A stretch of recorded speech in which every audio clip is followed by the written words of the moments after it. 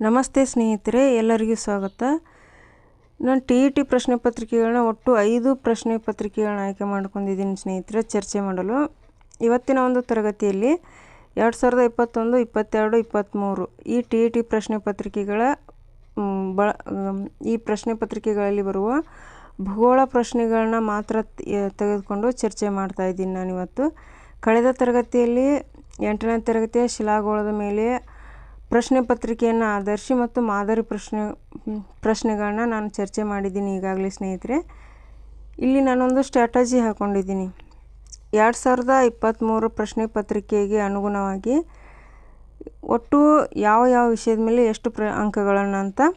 ಸಮಾಜ ವಿಜ್ಞಾನದಲ್ಲಿ 12 ಅಂಕಗಳು, ಭೂಗೋಳದಲ್ಲಿ 10 ಅಂಕಗಳು, ರಾಜ್ಯಶಾಸ್ತ್ರದಲ್ಲಿ 8 ಅಂಕ, ಸಮಾಜಶಾಸ್ತ್ರದಲ್ಲಿ 5 ಅಂಕ, ಅರ್ಥಶಾಸ್ತ್ರದಲ್ಲಿ 6 ಅಂಕ, ವ್ಯವಹಾರ ಅಧ್ಯಯನದಲ್ಲಿ 4 ಅಂಕ, ಬೋಧನಾಶಾಸ್ತ್ರದಲ್ಲಿ 15 ಅಂಕ. ಒಟ್ಟಾರೆಯಾಗಿ ನಮ್ಮ TETಗೆ ಇರುವಂಥದ್ದು ಅಂಕಗಳು ಸಮಾಜ ವಿಜ್ಞಾನದ ಅಂಕಗಳು ಎಷ್ಟು ಅಂದರೆ 60 ಅಂಕಗಳು ಸ್ನೇಹಿತರೆ. ಅಂದರೆ ಇದರಿಂದ ನಿಮ್ಗೆ ಗೊತ್ತಾಗುತ್ತೆ ಯಾವ ವಿಷಯಕ್ಕೆ ಎಷ್ಟು ನಾವು ವೇಳೆಯನ್ನು ಕೊಡ್ಬೋದು ಅಂತ. ಇನ್ನು ಹಿಂದುಳಿದಂಥ ಒಂದು ಪ್ರಶ್ನೆ ಪತ್ರಿಕೆಯಲ್ಲಿ 1-2 ಅಂಕಗಳ ವೇರಿಯೇಷನ್ ಆಗಿರ್ಬೋದು. ಆದರೆ ಇದು 2023 ಒಂದು ಪತ್ರಿಕೆಗೆ ಸಂಬಂಧಿಸಿದ್ದು. ಇವತ್ತಿನ ಒಂದು ತರಗತಿಯಲ್ಲಿ ನಾನು 2021, 22, 23 ಭೂಗೋಳ ವಿಷಯಕ್ಕೆ ಪ್ರಶ್ನೆಗಳಿಗೆ ಸಂಬಂಧಿಸಿದ ಪ್ರಶ್ನೆಗಳನ್ನ ಚರ್ಚೆ ಮಾಡ್ತಾ ಇದ್ದೀನಿ. ಮತ್ತು 4 ಆಯ್ಕೆಗೂ ಕೂಡ ಒಂದು ಮಾಹಿತಿಯನ್ನು ಒದಗಿಸುವಂಥ ಒಂದು ಸಣ್ಣ ಪ್ರಯತ್ನ ಮಾಡ್ತಾ ಇದ್ದೀನಿ ಸ್ನೇಹಿತರೆ. ಮುಂದಿನ ಒಂದು ತರಗತಿಯಲ್ಲಿ 2018 ಮತ್ತು 19 ಇವೆರಡು ಪತ್ರಿಕೆಗಳ ಜೊತೆಗೆ ಭೂಗೋಳ ವಿಷಯಕ್ಕೆ ಸಂಬಂಧಿಸಿದಂಥ ಮುಖ್ಯ ಅಂಶಗಳನ್ನು ಇದ್ರ ಜೊತೆಗೆ ನಾನು ತೊಗೊಂಡು ಬರ್ತಾ ಇದ್ದೀನಿ ಸ್ನೇಹಿತರೆ. ದಯವಿಟ್ಟು ಲೈಕ್ ಮಾಡಿ ಮತ್ತು ಸಬ್ಸ್ಕ್ರೈಬ್ ಮಾಡಿ. ಇದೇ ರೀತಿ ನನಗೆ ಪ್ರೋತ್ಸಾಹ ಕೊಡಿ ಸ್ನೇಹಿತರೆ. ಈಗ ತರಗತಿಯನ್ನು ಪ್ರಾರಂಭ ಮಾಡೋಣ. 2022 TET ಪ್ರಶ್ನೆ ಪತ್ರಿಕೆಯಲ್ಲಿ ಕೇಳಲಾದ ಭೂಗೋಳ ಪ್ರಶ್ನೆಗಳು. ಪ್ರಶ್ನೆ ಹೀಗಿದೆ ಸ್ನೇಹಿತರೆ: ಹಿಮ ನದಿಯಿಂದ ನಿರ್ಮಾಣವಾಗುವ ಭೂ ಸ್ವರೂಪ ಯಾವುದು ಅಂತ ಕೇಳಿದ್ದಾರೆ. ಉತ್ತರ ಯು ಆಕಾರದ ಕಣಿವೆಗಳು. ಹಿಮ ನದಿಯಿಂದ ನಿರ್ಮಾಣವಾಗುವ ಭೂ ಸ್ವರೂಪ ಯಾವುದು ಅಂದರೆ ಯು ಆಕಾರದ ಕಣಿವೆಗಳು. ಹಾಗಾದರೆ ಫಿ ಆಕಾರದ ಕಣಿವೆ ಯಾವುದು ಅಂದರೆ ಇದು ಮೇಲ್ಕಣಿವೆ ಪಾತ್ರದಲ್ಲಿ ಬರುವಂಥದ್ದು. ಮೇಲ್ಕಣಿವೆ ಪಾತ್ರದಿಂದ ಭೂ ಸ್ವರೂಪ ಉಂಟಾಗುವ ಒಂದು ಹಂತದಲ್ಲಿ ಇದು ಬರುವಂಥದ್ದು. ಇಲ್ಲಿರುವ ಅಷ್ಟು ಹಂತಗಳು ಯಾವುವು ಅಂದರೆ ಮೇಲ್ಕಣಿವೆ ಪಾತ್ರದಿಂದ ಭೂ ರಚನೆಯ ಒಂದು ಹಂತಗಳು ಯಾವುವು ಅಂದರೆ ಮೊದಲನೆಯದ್ದು ಆಳವಾದ ಕಂದರಗಳು, ಮಹಾಕಂದರ, ಫಿ ಆಕಾರದ ಕಣಿವೆಗಳು, ಜಲಪಾತಗಳು ಮತ್ತು ಕುಂಭಕುಳಿಗಳು. ಇವು ಭೂ ಸ್ವರೂಪಗಳು, ಮೇಲ್ಕಣಿವೆ ಪಾತ್ರದಿಂದ ಉಂಟಾಗುವ ಭೂ ಸ್ವರೂಪಗಳಾಗಿವೆ. ಇನ್ನು ಲ್ಯಾಪಿಸ್ ಮತ್ತು ಅಂತರ್ಗುಹೆಗಳು ಇವು ಯಾವ ಒಂದು ಭೂ ಸ್ವರೂಪಕ್ಕೆ ಸಂಬಂಧಿಸಿದವು ಅಂದರೆ ಇವು ಅಂತರ್ಜಲದ ಕಾರ್ಯದಿಂದ ನಿರ್ಮಿತವಾಗುವ ಭೂ ಸ್ವರೂಪಗಳ ಭಾಗಗಳಲ್ಲಿ ಬರುವಂಥವು ಇವೆರಡು. ಉಳಿದಂಥವು ಯಾವುವಂದರೆ ಮೊದಲನೇದು ಲ್ಯಾಪಿಸ್, 2 ನುಂಗುಬಿಲ, 3 ಅಂತರ್ಗುಹೆ, 4 ಆರೋಹಿ ಮತ್ತು ಅವರೋಹಿ ಶಂಕುಗಳು, 5 ಸುಣ್ಣಕಲ್ಲಿನ ಸ್ತಂಭಗಳು ಸ್ನೇಹಿತರೆ. ಮುಂದಿನ ಒಂದು ಪ್ರಶ್ನೆ: ವಾಯುಮಂಡಲದ ಅತ್ಯಂತ ಮೇಲಿನ ಪದರ. ಇದಂತೂ ಸಾಕಷ್ಟು ಸಲ ಪ್ರಶ್ನೆ ಆಗಿದೆ ಸ್ನೇಹಿತರೆ. ವಾಯುಮಂಡಲದ ರಚನೆಯಲ್ಲಿ ನಾವು 5 ಪ್ರಕಾರಗಳನ್ನು ನೋಡ್ತೀವಿ. ಮೊದಲನೇದು ಪರಿವರ್ತನಾ ಮಂಡಲ, 2ನೇದು ಸಮೋಷ್ಣ ಮಂಡಲ, 3ನೇದು ಮಧ್ಯಂತರ ಮಂಡಲ, 4 ಉಷ್ಣತಾ ಮಂಡಲ, 5 ಬಾಹ್ಯ ಮಂಡಲ. ಇದು 2022ರಲ್ಲಿ ಹಿಂದೆ ಮತ್ತೆ ಇದು ಪ್ರಶ್ನೆ ಆಗಿತ್ತು ಸ್ನೇಹಿತರೆ. ಸರಿಯಾದ ಉತ್ತರ ಉಷ್ಣತಾ ಮಂಡಲ. ಸಾರಿ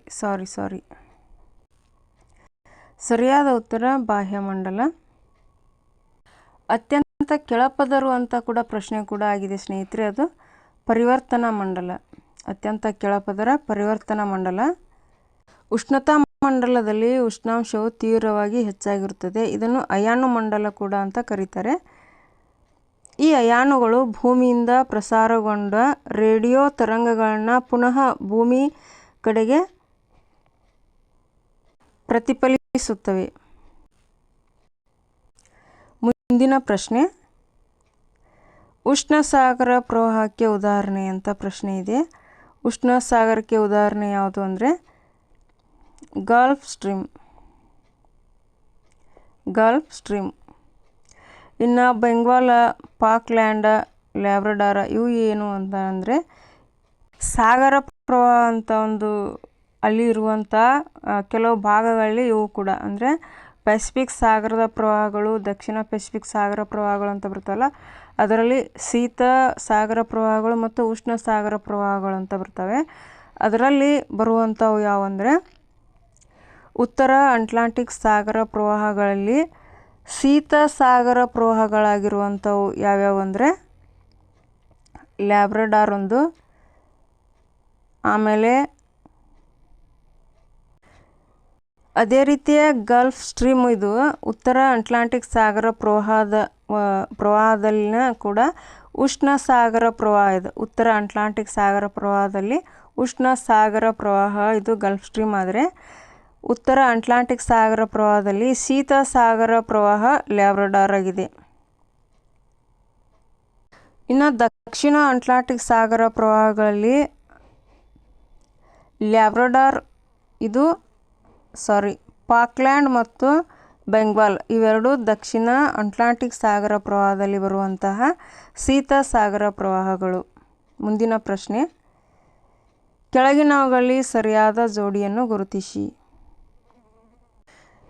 0 ಡಿಗ್ರಿ ಅಕ್ಷಾಂಶ ಅಂದರೆ ಇದು ಏನಾಗಬೇಕು? ಸಮಭಾಜಕ ವೃತ್ತ. 23 ಉತ್ತರ ಅಕ್ಷಾಂಶ ಇದು ಕರ್ಕಾಟಕ ಸಂಕ್ರಾಂತಿ ವೃತ್ತ. ಕರ್ಕಾಟಕ ಸಂಕ್ರಾಂತಿ ವೃತ್ತ ಆಗಬೇಕಿದು.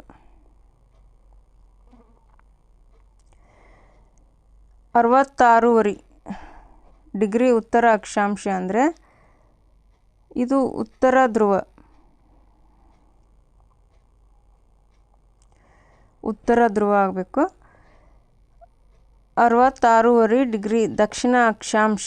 66 ಡಿಗ್ರಿ ದಕ್ಷಿಣ ಅಕ್ಷಾಂಶ ಅಂದರೆ ಇದು ಅಂಟಾರ್ಟಿಕಾ ಆಗಬೇಕು. ಅಂಟಾರ್ಟಿಕಾ ವೃತ್ತ ಇದು ಸರಿಯಾದಂಥ ಒಂದು ಉತ್ತರ. ಮುಂದಿನ ಪ್ರಶ್ನೆ, ಕೂಪರ್ ಕ್ರೀಕ್ ಮತ್ತು ದೈಮಂಟಿನಾ ನದಿಗಳು ಕಂಡುಬರುವುದು ಯಾವ ಒಂದು ಖಂಡದಲ್ಲಿ ಅಂದರೆ ದಕ್ಷಿಣ ಅಮೇರಿಕಾದಲ್ಲಿ. ಮುಂದಿನ ಪ್ರಶ್ನೆ, ದಕ್ಷಿಣ ಏಷ್ಯಾದಲ್ಲಿ ಕಂಡುಬರುವ ದೇಶಗಳ ಸರಿಯಾದ ಗುಂಪು ಅಂತ ಪ್ರಶ್ನೆ ಇದೆ. 5 ಗುಂಪುಗಳಾಗಿ ನಾವು ಮಾಡ್ತೀವಿ. ಮೊದಲನೇದು ಪೂರ್ವ ಏಷ್ಯಾದಲ್ಲಿ ಬರುವ ದೇಶಗಳು ಯಾವುವು ಅಂದರೆ ಚೀನಾ, ಉತ್ತರ ಮತ್ತು ದಕ್ಷಿಣ ಕೊರಿಯಾ, ಜಪಾನ್, ಹಾಂಗ್ಕಾಂಗ್, ತೈವಾನ್ ಮತ್ತು ಮಂಗೋಲಿಯಾ ಮತ್ತು ವಿಶಾಲವಾದ ರಷ್ಯಾ. ದಕ್ಷಿಣದಲ್ಲಿ ದಕ್ಷಿಣ ಏಷ್ಯಾ ಮತ್ತು ಆಗ್ನೇಯ ಏಷ್ಯಾಗಳ ನಡುವೆ ವಿಸ್ತರಿಸಿದೆ.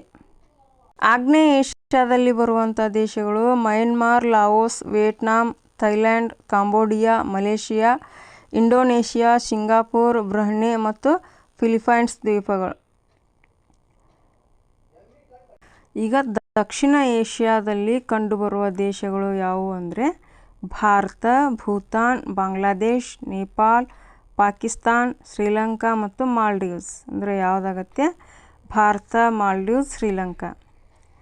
ಇನ್ನು ನೈಋತ್ಯ ಏಷ್ಯಾದಲ್ಲಿ ಬರುವ ದೇಶಗಳು Afghanistan, Bahrain, Cyprus, Iran, Iraq, Israel, Jordan, Kuwait, Lebanon, Oman, Qatar, Syria, Palestine, Saudi Arabia, Arab Emirates, Yemen ಮತ್ತು ಟರ್ಕಿ. ಮುಂದಿನ ಪ್ರಶ್ನೆ, ಕೆಳಗಿನ ಹೇಳಿಕೆಗಳನ್ನು ಓದಿರಿ. ಇದು ದಕ್ಷಿಣ ಭಾರತದ 2ನೇ ಮುಖ್ಯ ನದಿ. ಇದು ಮಹಾಬಲೇಶ್ವರದಲ್ಲಿ ಉಗಮ ಹೊಂದುತ್ತದೆ. ಭೀಮಾ, ಘಟಪ್ರಭಾ, ಮಲಪ್ರಭಾ ಇದರ ಉಪನದಿಗಳು. ಅಂದರೆ ಯಾವುದು? ಅದು ಕೃಷ್ಣಾ ನದಿ. ಕಾವೇರಿ ಕೊಡಗಿನ ತಲಕಾವೇರಿಯಲ್ಲಿ ಉಗಮ ಹೊಂದಿದೆ. ಮುಂದಿನ ಪ್ರಶ್ನೆ, ಕರ್ನಾಟಕದ ಅತ್ಯಂತ ಆಳವಾದ ಚಿನ್ನದ ಗಣಿ ಅಂತ ಪ್ರಶ್ನೆ ಇದೆ ಸ್ನೇಹಿತರೆ. ಅದು ಯಾವುದು? Champion reef. ಗಿರ್ ರಾಷ್ಟ್ರೀಯ ಉದ್ಯಾನವನ ಕಂಡುಬರುವುದು ಎಲ್ಲಿ? ಗುಜರಾತದಲ್ಲಿ. ಇನ್ನು ಇಲ್ಲಿ ಬಿಹಾರ್ ಆಗಿರ್ಬೋದು, ಅಸ್ಸಾಂ ಆಗಿರ್ಬೋದು, ಮಧ್ಯಪ್ರದೇಶದಲ್ಲಿ ಇಲ್ಲಿ ಯಾವ ಉದ್ಯಾನವನ ರಾಷ್ಟ್ರೀಯ ಉದ್ಯಾನವನಗಳು ಕಂಡುಬರ್ತಾವೆ ಅನ್ನೋದನ್ನು ನೋಡೋಣ. ಇದೇ ಒಂದು ಪ್ರಶ್ನೆ 2023ಕ್ಕೆ ಆಗಿತ್ತು. ಆಗ ಕೇಳಿದಂಥದ್ದು ಪ್ರಶ್ನೆ ಏನಾಗಿತ್ತು, ಬಿಹಾರ್ ಅಲ್ಲ, ಆ ರಾಷ್ಟ್ರೀಯ ಉದ್ಯಾನವನದ ಹೆಸರನ್ನು ಅವರು ಇಲ್ಲಿ ಹೇಳಿದರು. ಅದು ಯಾವುದಂದರೆ ಹಜಾರಿಬಾಗ್ ರಾಷ್ಟ್ರೀಯ ಉದ್ಯಾನವನ ಇರುವುದು ಅಂತ ಕೇಳಿದರು. ಈಗ 2022ರಲ್ಲಿ ಕೇಳಿದಂಥ ಪ್ರಶ್ನೆ ಯಾವುದು? ಗಿರ್ ರಾಷ್ಟ್ರೀಯ ಉದ್ಯಾನವನ ಕಂಡುಬರುವುದು ಎಲ್ಲಿ ಅಂದರೆ ಗುಜರಾತದಲ್ಲಿ. ಬಿಹಾರದಲ್ಲಿ ಯಾವುದಿದೆ? ಹಜಾರಿಬಾಗ್ ರಾಷ್ಟ್ರೀಯ ಉದ್ಯಾನವನ. ಅಸ್ಸಾಂನಲ್ಲಿ ಕಾಜಿರಂಗ್ ರಾಷ್ಟ್ರೀಯ ಉದ್ಯಾನವನ. ಮತ್ತು ಮಧ್ಯಪ್ರದೇಶದಲ್ಲಿ ಕನ್ನಾ ರಾಷ್ಟ್ರೀಯ ಉದ್ಯಾನವನ. ಗುಜರಾತದಲ್ಲಿ ಗಿರ್ ರಾಷ್ಟ್ರೀಯ ಉದ್ಯಾನವನ. ಇನ್ನು ಉಳಿದಂಥ ರಾಷ್ಟ್ರೀಯ ಉದ್ಯಾನವನಗಳನ್ನು ನಾವು ನೋಡೋಣ ಸ್ನೇಹಿತರೆ. ಪಶ್ಚಿಮ ಬಂಗಾಳದಲ್ಲಿ ಸುಂದರ್ಬನ್ಸ್, ಮಹಾರಾಷ್ಟ್ರದಲ್ಲಿ ತಾಂಡೋವ ರಾಷ್ಟ್ರೀಯ ಉದ್ಯಾನವನ, ಅದೇ ರೀತಿ ಉತ್ತರಾಂಚಲದಲ್ಲಿ ಜಿಮ್ ಕಾರ್ಬೆಟ್. ಇವಿಷ್ಟು ರಾಷ್ಟ್ರೀಯ ಉದ್ಯಾನವನಗಳು ಸ್ನೇಹಿತರೆ. ಮುಂದೆ ಇದರ ಮೇಲೆ ಪ್ರಶ್ನೆ ಆಗ್ಬೋದು. 2021ರ TET ಪ್ರಶ್ನೆ ಪತ್ರಿಕೆ ಕುರಿತು TET ಪ್ರಶ್ನೆ ಪತ್ರಿಕೆಯಲ್ಲಿರುವ ಭೂಗೋಳ ಪ್ರಶ್ನೆ ಪತ್ರಿಕೆಗಳಿವು. ಈ ಪ್ರಶ್ನೆಗಳಿನ ಮುಂದಿನ ಚರ್ಚೆಯಾಗುವ. ಹಿಂದಿಯೂ ಎಲ್ಲ 2022ನೇ ಒಂದು ಪ್ರಶ್ನೆ ಪತ್ರಿಕೆಯಲ್ಲಿ ಕೇಳಲಾದ ಪ್ರಶ್ನೆಗಳು ಸ್ನೇಹಿತರೆ. ಈಗ 2021ರ ಪ್ರಶ್ನೆಗಳನ್ನ ಚರ್ಚೆ ಮಾಡೋಣ. ಆಫ್ರಿಕಾ ಮತ್ತು ಯುರೋಪ್ಗಳನ್ನು ಪ್ರತ್ಯೇಕಿಸುವ ಜಲಸಂಧಿ ಎಂದರೆ? ಆಫ್ರಿಕಾ ಮತ್ತು ಯುರೋಪ್ಗಳನ್ನು ಪ್ರತ್ಯೇಕಿಸುವ ಜಲಸಂಧಿ ಯಾವುದು ಅಂದರೆ ಜಿಬ್ರಾಲ್ಟರ್ ಜಲಸಂಧಿ ಸ್ನೇಹಿತರೆ.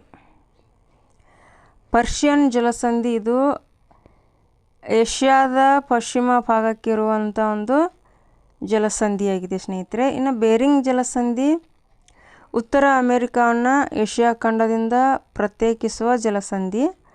ಹಡ್ಸನ್ ಜಲಸಂಧಿ ಇದು ಉತ್ತರ ಅಮೆರಿಕಾದಲ್ಲಿ ಕಂಡುಬರುವ ಸಣ್ಣ ಒಂದು ಜಲಭಾಗವಾಗಿದೆ. ಮುಂದಿನ ಪ್ರಶ್ನೆ, ಉಷ್ಣ ಮತ್ತು ಶುಷ್ಕ ಬೇಸಿಗೆ ಮತ್ತು ತೇವಯುತ ಚಳಿಗಾಲಗಳು ಈ ವಾಯುಗುಣದ ಲಕ್ಷಣಗಳು. ಉಷ್ಣ ಮತ್ತು ಶುಷ್ಕ ಬೇಸಿಗೆ ಮತ್ತು ತೇವಯುತ ಚಳಿಗಾಲಗಳು ಈ ವಾಯುಗುಣದ ಗುಣಲಕ್ಷಣಗಳು ಅಂತ ಪ್ರಶ್ನೆ ಇದೆ. ಅದಕ್ಕೆ ಸರಿಯಾದ ಉತ್ತರ ಯಾವುದು ಅಂದರೆ ಮೆಡಿಟರೇನಿಯನ್ ವಾಯುಗುಣ. ಈ ಮೆಡಿಟರೇನಿಯನ್ ವಾಯುಗುಣದ ಲಕ್ಷಣ ಇದು. ಈ ಪ್ರಶ್ನೆ ಆಫ್ರಿಕಾ ಖಂಡದ ಮೇಲೆ ಕೇಳಿದಂಥ ಪ್ರಶ್ನೆಯಾಗಿದೆ ಸ್ನೇಹಿತರೆ. ವಾಯುಗುಣದ ಪರಿಸ್ಥಿತಿಯನ್ನು ಆಧರಿಸಿ ಆಫ್ರಿಕಾ ಖಂಡವನ್ನು 8 ವಲಯಗಳನ್ನಾಗಿ ವಿಂಗಡಿಸಿದ್ದಾರೆ. ಅದರಲ್ಲಿ 4 ವಲಯಗಳನ್ನ ಇಲ್ಲಿ ಕೊಟ್ಟಿದ್ದಾರೆ. ಇನ್ನೂ 4 ಯಾವುವು ಅಂತ ನಾನು ಹೇಳ್ತೀನಿ ನೋಡ್ರಿ. ಈಗ ಸಮಭಾಜಕ ವೃತ್ತದ ತೇವು ಪ್ರದೇಶ ಅಂದರೆ ಅದೇ ತೇವಯುತ ಸಮಭಾಜಕ ವೃತ್ತ ವಾಯುಗುಣ ಇದೆ. ಎರಡನೇದು ಸವನ್ನಾ ಮಾದರಿ ಪ್ರದೇಶ. ಮೂರನೇದು ಉಷ್ಣವಲಯದ ಮರುಭೂಮಿ ಪ್ರದೇಶ. 4 ಮೆಡಿಟರೇನಿಯನ್ ಪ್ರದೇಶ. 5 ಸಮೋಷ್ಣ ಹುಲ್ಲುಗಾವಲು ಪ್ರದೇಶ. 6 ಎತ್ತರವುಳ್ಳ ಪ್ರದೇಶ. 7 ಆರ್ದ್ರ ಉಪ ಉಷ್ಣವಲಯ. 8 ಶುಷ್ಕ ಚಳಿಗಾಲವುಳ್ಳ ಉಪ ಉಷ್ಣವಲಯಗಳು. ಇವಿಷ್ಟು 8 ವಲಯಗಳು ಆಫ್ರಿಕಾದ ಮೇಲೆ ಕೇಳಿದಂಥ ಆಫ್ರಿಕಾ ಖಂಡದ ಮೇಲೆ ಕೇಳಿದಂಥ ಪ್ರಶ್ನೆ ಸ್ನೇಹಿತರೆ ಇದು. ಮುಂದಿನ ಪ್ರಶ್ನೆ, ವಿಶ್ವದ ನೈಸರ್ಗಿಕ ಅದ್ಭುತವಾದ ಗ್ರ್ಯಾಂಡ್ ಮಹಾಕಂದರವನ್ನು ನಿರ್ಮಿಸುವ ನದಿ ಯಾವುದು ಅಂದರೆ ಅದು ಕೊಲರಾಡೋ. ಈ ನದಿಯು ಕೊಲರಾಡೋ ಪ್ರಸ್ಥಭೂಮಿಯನ್ನು ತನ್ನ ಅಪಾರ ಸವಕಳಿಯ ಮೂಲಕ ಮಹಾಕಂದರದ ನಿರ್ಮಾಣಕ್ಕೆ ಕಾರಣವಾಗಿದೆ. ಈ ಕಂದರವನ್ನು ಪ್ರಪಂಚದ ಪ್ರಾಕೃತಿಕ ಅದ್ಭುತ ಅಂತಲೂ ಕರಿತೀವಿ. ಇನ್ನು ಮಿಸಿಸಿಪ್ಪಿ ಮತ್ತು ಮಿಸೌರಿ ಬಗ್ಗೆ ನೋಡಬೇಕಾದ್ರೆ ಇವೆರಡು ಉತ್ತರ ಅಮೆರಿಕಾದ ಅತಿ ದೊಡ್ಡ ನದಿಗಳು. ಇನ್ನು ಮಿಸಿಸಿಪ್ಪಿ ಅತಿ ದೊಡ್ಡ ನದಿಯಾಗಿದ್ದು ಮೆಕ್ಸಿಕೋ ಖಾಡಿಯೊಳಕ್ಕೆ ಹರಿಯುವಂಥ ಒಂದು ದೊಡ್ಡ ನದಿಯಾಗಿದೆ. ಇನ್ನು ಸೇಂಟ್ ಲಾರೆನ್ಸ್ ಬಗ್ಗೆ ನೋಡಬೇಕಾದ್ರೆ ಇದು ಉತ್ತರ ಅಮೇರಿಕಾದಲ್ಲಿರುವಂಥ ಒಂದು ನದಿ. ಇದು ಅಮೇರಿಕಾದ ಸಂಯುಕ್ತ ಸಂಸ್ಥಾನ ಮತ್ತು ಕೆನಡಾಗಳ ಅತಿ ಪ್ರಮುಖವಾದ ನದಿಯಾಗಿದೆ. ಮತ್ತು ಸೇಂಟ್ ಲಾರೆನ್ಸ್ ಕಣಿವೆಯು ಲ್ಯಾಬ್ರಡಾರ್ ಪ್ರಸ್ಥಭೂಮಿಯನ್ನು ಅಪಲೇಶಿಯನ್ ಶ್ರೇಣಿಗಳಿಂದ ಪ್ರತ್ಯೇಕಿಸುವಂಥದ್ದಾಗಿದೆ ಇದು. ಮುಂದಿನ ಪ್ರಶ್ನೆ, ದಕ್ಷಿಣ ಅಮೆರಿಕದ ಪಶ್ಚಿಮ ಅಂಚಿನ ಉದ್ದಕ್ಕೂ ಹಬ್ಬಿರುವ ಪರ್ವತ ಶ್ರೇಣಿ ಯಾವುದು ಅಂದರೆ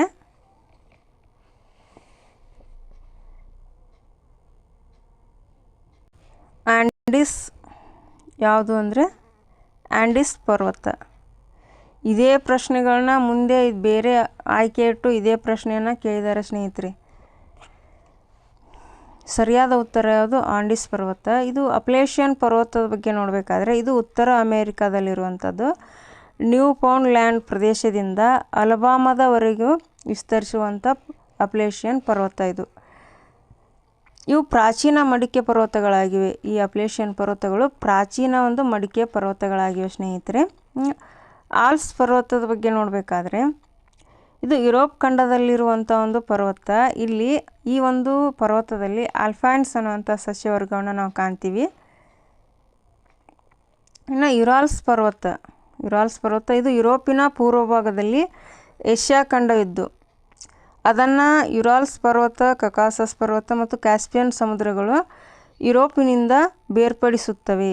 ಅದರಲ್ಲಿ ಬೇರ್ಪಡಿಸುವಂಥದ್ರಲ್ಲಿ ಯುರಾಲ್ಸ್ ಪರ್ವತ ಕೂಡ ಒಂದು. ಮುಂದಿನ ಪ್ರಶ್ನೆ, ಭೂಮಿಯ ಒಟ್ಟು ಭೌಗೋಳಿಕ ಪ್ರದೇಶದಲ್ಲಿ ಭೂಭಾಗವು ಆವರಿಸಿರುವುದು. ಭೂಮಿಯ ಒಟ್ಟು ಭೌಗೋಳಿಕ ಭೂಪ್ರದೇಶದಲ್ಲಿ ಭೂಭಾಗವು ಆವರಿಸಿರುವುದು ಅಂದರೆ ಸರಿಯಾದ ಉತ್ತರನ ನೋಡಿಬಿಡೋಣ ನಾವು. 149 ದಶಲಕ್ಷ ಚದರ ಕಿಲೋಮೀಟರ್. ಇದ್ರ ಬಗ್ಗೆ ಸಂಕ್ಷಿಪ್ತ ಮಾಹಿತಿ ನೋಡೋದಾದರೆ ಭೂಮಿಯ ಒಟ್ಟು ಭೌಗೋಳಿಕ ಕ್ಷೇತ್ರ ಎಷ್ಟೈತಿ? 510 ದಶಲಕ್ಷ ಚದರ ಕಿಲೋಮೀಟರ್. ಅದರಲ್ಲಿ 361 ಚದರ ದಶಲಕ್ಷ ಕಿಲೋಮೀಟರ್ ಏನಿದೆ ನೀರಿನಿಂದ ಆವರಿಸಿದೆ.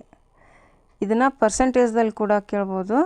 70.28%.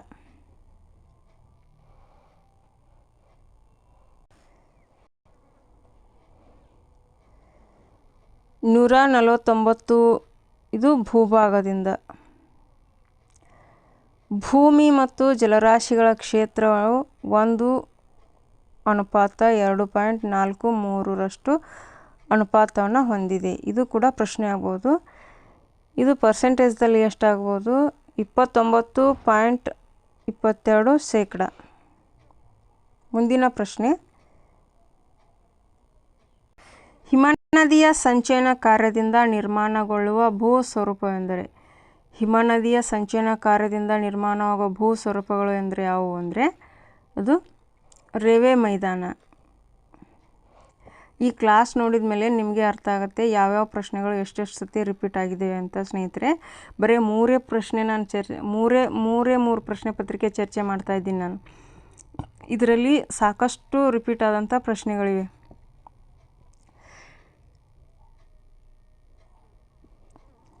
ಇನ್ನು ಪ್ರವಾಹ ಮೈದಾನದ ಬಗ್ಗೆ ನೋಡಬೇಕಾದ್ರೆ ಇದು ಕೆಳಕಣಿವೆ ಪಾತ್ರದಲ್ಲಿ ಬರುವಂಥದ್ದು.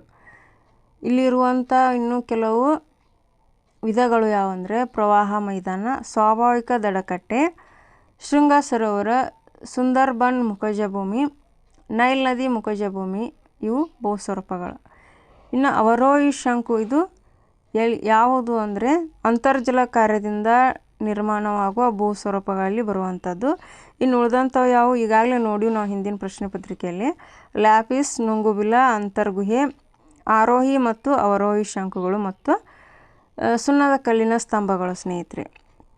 ಇದು ಅಂತರ್ಜಲದ ನಿರ್ಮಿತವಾದಂಥದ್ದು. ಇನ್ನು ಲೋಯಸ್ ಮೈದಾನ ಇದು ಮಾರುತದ ಕಾರ್ಯದಿಂದ ನಿರ್ಮಿತವಾಗುವ ಮುಖ್ಯ ಭೂಸ್ವರೂಪಗಳಂತಾನೆ. ಮುಖ್ಯ ಭೂಸ್ವರೂಪಗಳಲ್ಲಿ ಇದು ಒಂದು. ಇನ್ನು ಉಳಿದಂಥವು ನಾಯಿ ಕೊಡೆಯ ಆಕಾರದ ಶಿಲೆ, ಶಿಲಾಪೀಠ, ಶಿಲಾದ್ವೀಪ, ಮರಳು ದಿನ್ನೆಗಳು, ನೀಳ ಮರಗಳ ದಿನ್ನೆ, ಅಡ್ಡ ಮರಳು ದಿನ್ನೆ, ಅರ್ಧ ಚಂದ್ರಾಕೃತಿಯ ಮರಳು ದಿನ್ನೆ ಮತ್ತು ಲೋಯಸ್ ಮೈದಾನ. ಮುಂದಿನ ಪ್ರಶ್ನೆ, ಆಗುಂಬೆ ಘಟ್ಟವು ಇವೆರಡನ್ನು ಸಂಪರ್ಕಿಸಿದೆ ಅಂತ ಪ್ರಶ್ನೆ ಇದೆ. ಸರಿಯಾದ ಉತ್ತರ ಬಿ. ಶಿವಮೊಗ್ಗ ಮತ್ತು ಉಡುಪಿ. ಮಂಗಳೂರು ಮತ್ತು ಚಿಕ್ಕಮಗಳೂರು ಚಾರ್ಮುಡಿ ಘಾಟಿ. ಇನ್ನು ಹಾಸನ, ಸಕಲೇಶಪುರ ಮತ್ತು ಮಂಗಳೂರು ಇದು ಶಿರಾಡಿ ಘಾಟಿ. ಶಿವಮೊಗ್ಗ ಮತ್ತು ಕುಂದಾಪುರ ಹುಲಿಕಲ್ ಘಾಟಿ. ಇದು ಒಂದು ಸಣ್ಣದಾದ ಒಂದು ಸೂತ್ರವನ್ನು ಮಾಡಿದ್ದೀನಿ ನೋಡಿ ಸ್ನೇಹಿತರೆ ನಾನು. ಚಾರ್ಮುಡಿ ಘಾಟ, ಮಂಗಳೂರು, ಚಿಕ್ಕಮಗಳೂರು. ಶಿವಮೊಗ್ಗ ಮತ್ತು ಉಡುಪಿ ಇದು ಯಾವುದು? ಶಿವಮೊಗ್ಗ ಆಗುಂಬೆ. ಆ ಉ ಸಿ ಇಷ್ಟೇ ನೆನಪಿಟ್ರೆ ಸಾಕು, ನಮಗೊಂದೊಂದು ಅಂಕ ಸಿಗುವಂಥ ಸಾಧ್ಯತೆ ಇರ್ತೈತಿ. ಹಾಸನ, ಸಕಲೇಶಪುರ ಮತ್ತು ಮಂಗಳೂರು ಇದು ಶಿರಾಡಿ ಘಾಟ. ಸಿಂಹಾಸ ಇದು ಸೂತ್ರ. ಇನ್ನು ಶಿವಮೊಗ್ಗ ಮತ್ತು ಕುಂದಾಪುರ ಹುಲಿ ಶಿವ ಕುಂದಾಪುರ ಇವನ್ನ ಸೂತ್ರವನ್ನು ನೀವು ನೆನಪಿಟ್ರೂ ನಿಮಗೆ ಅನುಕೂಲ ಆಗುವಂಥ ಸಾಧ್ಯತೆ ಇದೆ ಸ್ನೇಹಿತರೆ. ಮುಂದಿನ ಒಂದು ಪ್ರಶ್ನೆ,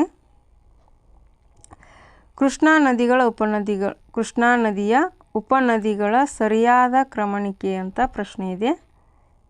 ಸರಿಯಾದ ಉತ್ತರ ಡಿ, ತುಂಗಭದ್ರಾ, ಭೀಮಾ, ತುಂಗಭದ್ರಾ, ಕೊಯ್ನಾ, ಘಟಪ್ರಭಾ. ಮುಂದಿನ ಪ್ರಶ್ನೆ ಸ್ನೇಹಿತರೆ,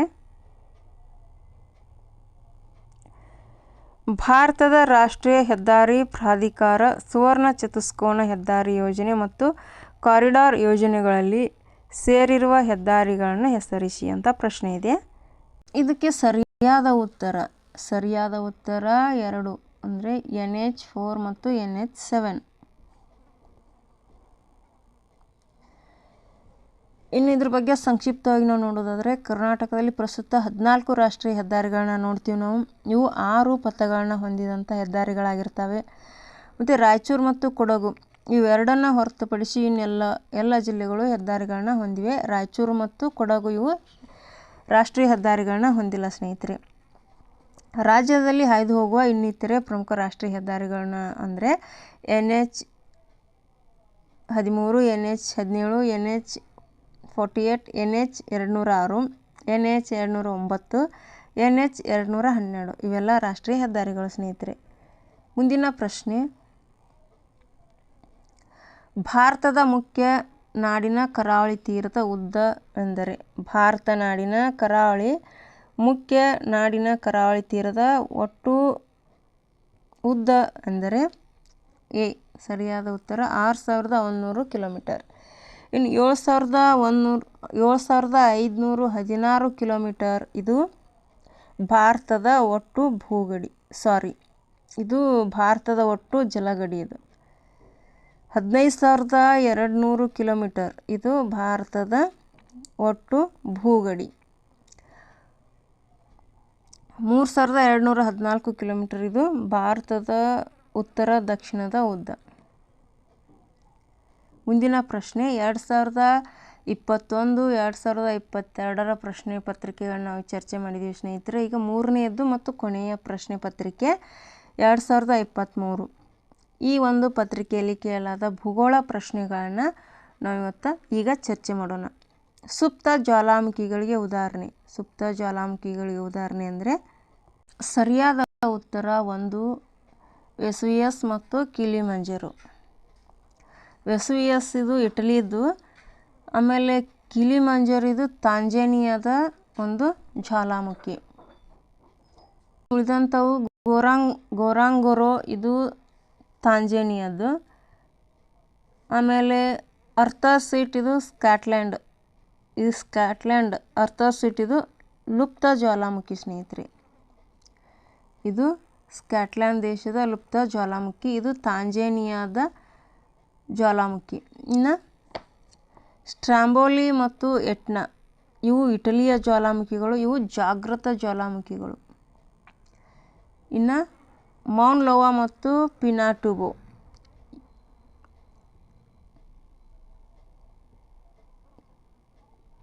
ಇವು ಕೂಡ ಜಾಗೃತ ಜ್ವಾಲಾಮುಖಿಗಳು.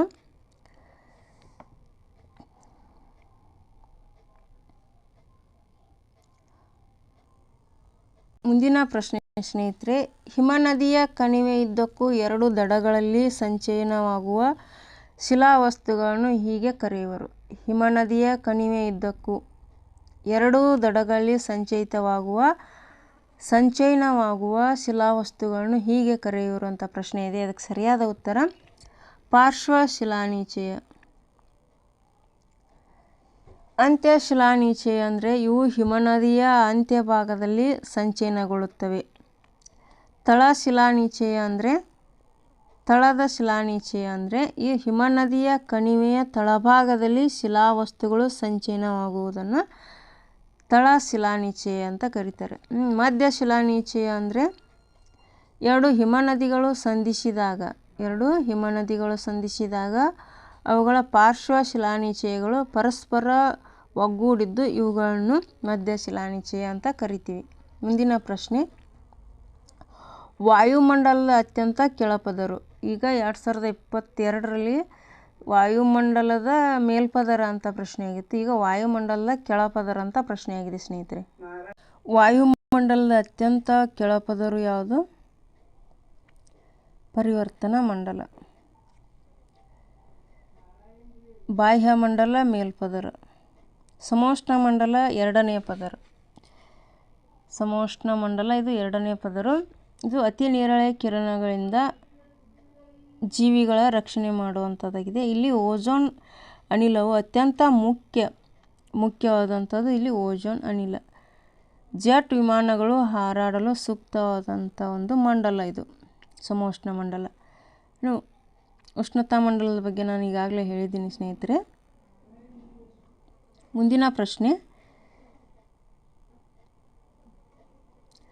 ಸಮಭಾಜಕ ವೃತ್ತದಿಂದ 5 ಡಿಗ್ರಿ ಉತ್ತರ ಮತ್ತು ದಕ್ಷಿಣ ಅಕ್ಷಾಂಶದವರೆಗೆ ಕಂಡುಬರುವ ಒತ್ತಡ ಪಟ್ಟಿ ಯಾವುದಪ್ಪ ಅಂದರೆ ಅದು ಸಮಭಾಜಕ ವೃತ್ತದ ಕಡಿಮೆ ಒತ್ತಡ ಪಟ್ಟಿ. ಇನ್ನು ಉತ್ತರ ಉಪ ಉಷ್ಣವಲಯದ ಅಧಿಕ ಒತ್ತಡ ಪಟ್ಟಿ ಎಲ್ಲಿ ಕಂಡುಬರುತ್ತೆ? 30 ಡಿಗ್ರಿ ಉತ್ತರದಿಂದ 35 ಡಿಗ್ರಿ ಉತ್ತರ ಅಕ್ಷಾಂಶಗಳವರೆಗೆ ಕಂಡುಬರುತ್ತದೆ. ಇನ್ನು ದಕ್ಷಿಣ ಉಪ ಉಷ್ಣವಲಯದ ಅಧಿಕ ಒತ್ತಡ ಪಟ್ಟಿ ಎಲ್ಲಿ ಕಂಡುಬರುತ್ತೆ ಅಂದರೆ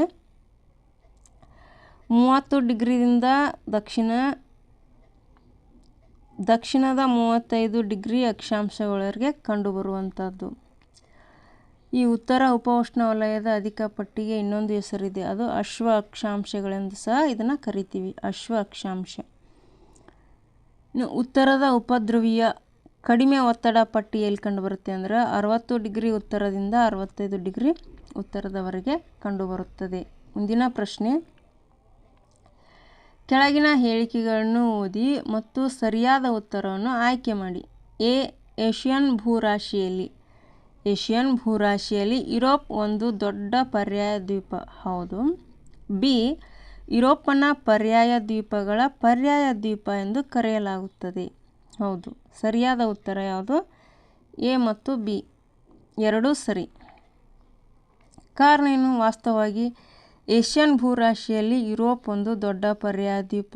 ಈ ಖಂಡದಲ್ಲಿ ಹಲವು ಪರ್ಯಾಯ ದ್ವೀಪಗಳಿವೆ.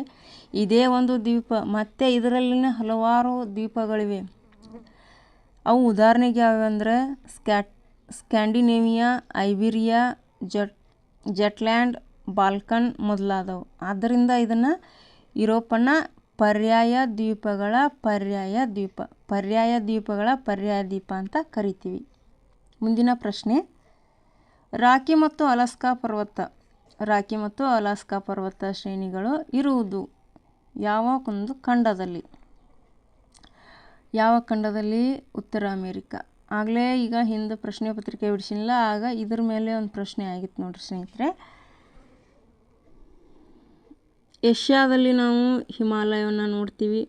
ದಕ್ಷಿಣ ಅಮೇರಿಕಾದಲ್ಲಿ ಆಂಡೀಸ್ ಪರ್ವತಗಳ ನಾಡು ಅಂತಲೇ ಹೆಸರಾಗಿದೆ ದಕ್ಷಿಣ ಅಮೇರಿಕಾ. ಇನ್ನು ಆಫ್ರಿಕಾದಲ್ಲಿ ಅಟ್ಲಾಸ್ ಪರ್ವತ ಸರಣಿ ಮತ್ತು ಡ್ರೇಕನ್ಸ್ಬರ್ಗ್ ಪರ್ವತ ಸರಣಿಯನ್ನು ಕಾಣ್ತೀವಿ ಸ್ನೇಹಿತರೆ. ಮುಂದಿನ ಒಂದು ಪರೀಕ್ಷೆಯಲ್ಲಿ ಈ ಒಂದು ಆಫ್ರಿಕಾ ಇದ್ರ ಮೇಲೆ ಪ್ರಶ್ನೆ ಆಗಿರ್ಬೋದು. ಕೆಳಗಿನ ವಾಕ್ಯಗಳನ್ನು ಓದಿರಿ. ಎ, ಇದು ಬಸಾಲ್ಟ್ ಶಿಲೆಯ ಶಿಥಿಲೀಕರಣದಿಂದ ಆಗಿದೆ. ಬಿ, ಇದು ಹೆಚ್ಚು ಮೆಗ್ನೀಷಿಯಂ ಮತ್ತು ಅಲ್ಯೂಮಿನಿಯಂ ಕಬ್ಬಿಣದ ಆಕ್ಸೈಡ್ಗಳನ್ನು ಹೊಂದಿದೆ. ಈ ಮೇಲಿನ ವಾಕ್ಯಗಳು ಸಂಬಂಧಿಸಿರುವುದು ಯಾವುದಕ್ಕೆ? ಕಪ್ಪು ಮಣ್ಣು. ಕೆಂಪು ಮಣ್ಣು ಇದರಲ್ಲಿ ಗ್ರಾನೈಟ್, ಸೀಸ, ಶಿಲಾದ್ರವಗಳಿಂದ ರೂಪುಗೊಂಡಿರುವುದು ಕೆಂಪು ಮಣ್ಣು. ಇನ್ನು ಲ್ಯಾಟರೈಟ್ ಮಣ್ಣು ಕಬ್ಬಿಣ ಆಕ್ಸೈಡ್ ಮತ್ತು ಅಲ್ಯೂಮಿನಿಯಂಗಳು ಮಾತ್ರ ಕಂಡುಬರುತ್ತವೆ. ಮೆಕ್ಕಲು ಮಣ್ಣು ಇದು ನದಿಗಳ, ಪರ್ವತ ಪ್ರದೇಶಗಳಿಂದ ಹೊತ್ತು ತಂದ ಸಂಚಯಿತ ಮಣ್ಣು. ಮುಂದಿನ ಪ್ರಶ್ನೆ, ಪಶ್ಚಿಮಾಭಿಮುಖವಾಗಿ ಹರಿಯುವ ನದಿಗಳ ಸರಿಯಾದ ಗುಂಪು. ಪಶ್ಚಿಮ ಅಭಿಮುಖವಾಗಿ ಹರಿಯುವ ಸರಿಯಾದ ನದಿಗಳ ಗುಂಪು ಯಾವುದು ಅಂತ ಪ್ರಶ್ನೆ ಇದೆ ಸ್ನೇಹಿತರೆ. ಅದು ಯಾವುದು ಅಂದರೆ ಶರಾವತಿ, ನೇತ್ರಾವತಿ, ವರಾಹಿ. ಪೂರ್ವಾಭಿಮುಖವಾಗಿ ಹರಿಯುವ ನದಿಗಳು ಯಾವುವು ಅಂದರೆ ಕೃಷ್ಣ, ಕಾವೇರಿ, ಪೆನ್ನಾರ್, ಪಲಾರ್ ಇವು ಹರಿದು ಬಂಗಾಳ ಕೊಲ್ಲಿಯನ್ನು ಸೇರ್ತವೆ. ಇನ್ನು ಕೃಷ್ಣಾ ನದಿಯ ಉಪನದಿ ಭೀಮಾ, ತುಂಗಭದ್ರಾ, ಘಟಪ್ರಭಾ, ಮಲಪ್ರಭಾ. ಇನ್ನು ಕಾವೇರಿಯ ಉಪನದಿಗಳನ್ನು ನೋಡೋದಾದರೆ ಹೇಮಾವತಿ, ಹಾರಂಗಿ, ಲೋಕಪಾವನಿ, ಅರ್ಕಾವತಿ, ಶಿಂಷಾ, ಲಕ್ಷ್ಮಣ ತೀರ್ಥ, ಕಪಿಲೆ, ಸುವರ್ಣವತಿಗಳು ಇವು ಕಾವೇರಿಯ ಉಪನದಿಗಳು. ಪಶ್ಚಿಮಾಭಿಮುಖವಾಗಿ ಹರಿಯುವ ಇನ್ನುಳಿದ ನದಿಗಳು ಯಾವುವು? ಶರಾವತಿ, ಕಾಳಿ, ಗಂಗಾವಳಿ ಅಂದರೆ ಬೇಡ್ತಿ, ನೇತ್ರಾವತಿ, ವರಾಹಿ, ಅಘನಾಶಿನಿ ಇವು ಅಷ್ಟು. ಮುಂದಿನ ಪ್ರಶ್ನೆ, ಹರಿಜಾಬಾಗ್ ರಾಷ್ಟ್ರೀಯ ಉದ್ಯಾನವನ ಇರುವುದು ಯಾವ ರಾಜ್ಯದಲ್ಲಿ ಅಂದರೆ ಅದು ಬಿಹಾರದಲ್ಲಿ. ಹರಿಜಾಬಾಗ್ ರಾಷ್ಟ್ರೀಯ ಉದ್ಯಾನವನ ಇರುವುದು ಬಿಹಾರದಲ್ಲಿ. ಪಶ್ಚಿಮ ಬಂಗಾಳದಲ್ಲಿ ಸುಂದರ್ಬನ್ ಮತ್ತು ಮಹಾರಾಷ್ಟ್ರದಲ್ಲಿ ತಾಂಡವ, ಗುಜರಾತದಲ್ಲಿ ಯಾವುದು ಗಿರ್, ಬಿಹಾರದಲ್ಲಿ ಹರಿಜಾಬಾಗ್. ಸ್ವತಂತ್ರ ಭಾರತದ ಮೊದಲ ವಿವಿಧೋದ್ದೇಶ ನದಿ ಕಣಿವೆ ಯೋಜನೆ ಅಂತ ಪ್ರಶ್ನೆ ಇದೆ ಸ್ನೇಹಿತರೆ. ಸ್ವತಂತ್ರ ಭಾರತದ ಮೊದಲದ್ದು ಯಾವುದು ಅಂದರೆ ದಾಮೋದರ್ ನದಿ ಕಣಿವೆ ಯೋಜನೆ. ಈ ದಾಮೋದರ್ ಬಗ್ಗೆ ನೋಡಬೇಕಾದ್ರೆ ಇದು ಪಶ್ಚಿಮ ಬಂಗಾಳದ ಕಣ್ಣೀರಿನ ನದಿ ಅಂತ ಹೆಸರಾಗಿದೆ. ಬಿಹಾರ್ ಮತ್ತು ಪಶ್ಚಿಮ ಬಂಗಾಳಗಳ ಒಂದು ಸಂಯುಕ್ತ ಒಂದು ನೇತೃತ್ವದಲ್ಲಿ ಆದಂಥದ್ದು. ಮತ್ತು ತಿಲಯ್ಯ, ಮೈಥಾನ್, ಕೋನಾರ್ ಮತ್ತು ಪಂಚೇಟ್ ಹಿಲ್ಗಳಲ್ಲಿ ದಾಮೋದರ್ ಉಪನದಿಗಳಿಗೆ ಇದು ಅಣೆಕಟ್ಟು ಕಟ್ಟಲಾಗಿದೆ. ಇನ್ನು ನಾಗಾರ್ಜುನ ಸಾಗರ ಬಗ್ಗೆ ನೋಡಬೇಕಾದ್ರೆ ಆಂಧ್ರ ಪ್ರದೇಶದ ನಂದಿಕೊಂಡ ಗ್ರಾಮದ ಬಳಿ ಕೃಷ್ಣಾ ನದಿಗೆ ಕಟ್ಟಲಾಗಿದೆ. ಇದು ನೀರಾವರಿ ಮತ್ತು ಜಲವಿದ್ಯುತ್ ಯೋಜನೆಗೆ ಉಪಯುಕ್ತವಾಗಿದೆ. ಇನ್ನು ಬಾಕ್ರಾನಂಗಲ್ ಇದ್ರ ಬಗ್ಗೆ ನೋಡೋದಾದರೆ ಇದು ಭಾರತದ ಅತ್ಯಂತ ಎತ್ತರದ ಒಂದು ಅಣೆಕಟ್ಟಾಗಿದೆ. ಪಂಜಾಬ್, ಹರಿಯಾಣ, ರಾಜಸ್ಥಾನ್ ಒಂದು ನೇತೃತ್ವದಲ್ಲಿ ರಚನೆಯಾದಂಥದ್ದು. ಇದನ್ನು ಗೋವಿಂದ ಸಾಗರ ಅಂತ ಕೂಡ ನಾವು ಕರಿತೀವಿ.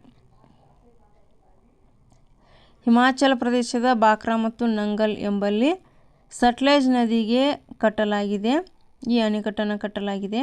ಏಷ್ಯಾದಲ್ಲಿ ಅತ್ಯಂತ ಎತ್ತರದ ಅಣೆಕಟ್ಟು ಅಂತ ಹೆಸರಾಗಿದೆ. ಇದು ಎಷ್ಟು ಅಂದರೆ 226 ಮೀಟರ್. ಇನ್ನು ಹಿರಾಕುಡ್ ಬಗ್ಗೆ ನೋಡಬೇಕಾದ್ರೆ ಹಿರಾಕುಡ್ ಯೋಜನೆ ಬಗ್ಗೆ ಇದು ಒರಿಸ್ಸಾದ ಕಣ್ಣೀರಿನ ನದಿ ಅಂತ ಹೆಸರಾಗಿದೆ. ಒರಿಸ್ಸಾ, ಬಿಹಾರ್, ಛತ್ತೀಸ್ಗಢಗಳ ಒಂದು ಜಂಟಿಯಲ್ಲಿ ರಚನೆಯಾದಂಥದ್ದು. ನೀರಾವರಿ ಮತ್ತು ವಿದ್ಯುತ್ಗೆ ಸಂಬಂಧಿಸಿದ್ದು ಯೋಜನೆ.